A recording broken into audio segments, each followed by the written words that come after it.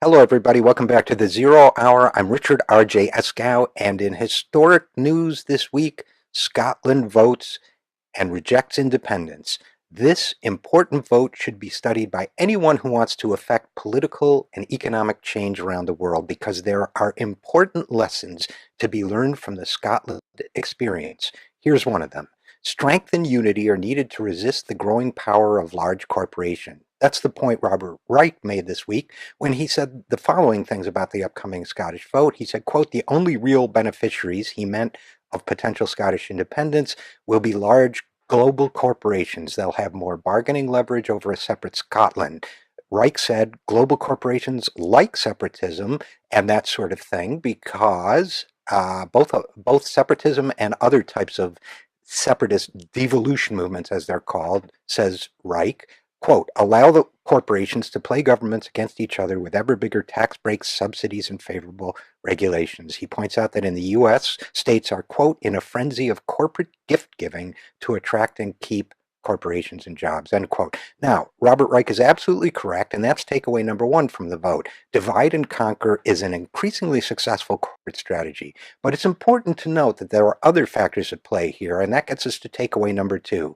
Larger democracies are also increasingly beholden to corporate interests. The problem with the first point, as accurate as it is that the opposite is also true. Large electorally driven governments like the United States and Great Britain are increasingly governed by politicians who serve corporate interests in the wealthy. Here in the US, the landmark Givens study demonstrated that our government is almost entirely responsive to the wishes of the oligarchy to the exclusion of what the majority wants or needs, unless, of course, what the majority wants coincides with what the plutocrats want. As a result, there have been many, many cases where neither party is advocating policies that are in the economic interests and wishes of the majority, whether it's expansion of Social Security, prosecution of crooked bankers, a higher minimum wage, breaking up the big banks, labor rights in the workplace, increasing millionaire and corporate taxes, creating jobs. There are dozens of areas where the majority's will is being thwarted every day by a two-party consensus which shuts out those policies and ideas that serve the majority and don't serve the corporations and the wealthy. In Great Britain, the Labour Party's tack to the right, which was spearheaded by Tony Blair, who they called Britain's first Bill Clinton, has led to a similar situation. So this takeaway is that we must learn how to resist corporate divide and conquer strategies without succumbing to the kind of elections that are driven by cost and those kinds of features that freeze out ordinary voters. Publicly funded elections would be a good idea here. We must also learn to reconcile identity politics with economic empowerment and collective destiny. Identity politics is a growing factor here in the US, especially for what they call the rising American electorate, and that's on the left, and then on the right, the anti-federal, anti-government Tea Party types in some of the red states. So the Scots who voted for independence were expressing both pride in their heritage and a desire for more self-determination.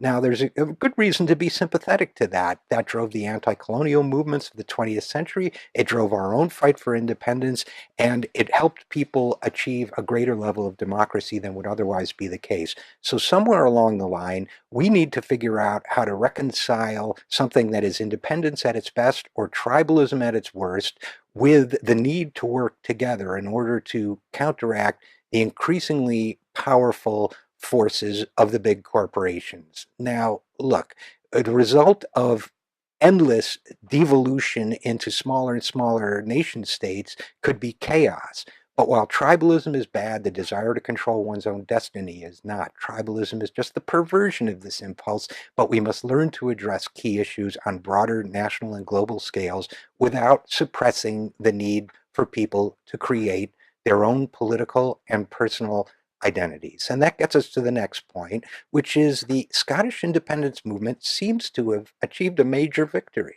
In order to stave off a secession vote, the leaders of all three British parties pledged to do more for Scotland. So we'll be hearing a lot more about that in the weeks and months to come as regions, this is part of a larger trend of regions and smaller areas like Catalonia and Spain and so on to search for more political responsiveness and more autonomy of their own. That's a good thing. That's a very good thing. So in the end, I think the lesson of Scotland is this. It's good when people stand up for themselves. And remember, the Scots turned out to vote. 85% of eligible voters voted. In our last off-year election, 40% of the people voted. So I guess that'll be the last takeaway from the Scottish vote. When people really are given a chance to have a say in their own destiny, they'll turn out and vote. And that's something that our politicians should be thinking about as we go into this year's election. I'm Richard RJ Eskow, and this is the Zero Hour.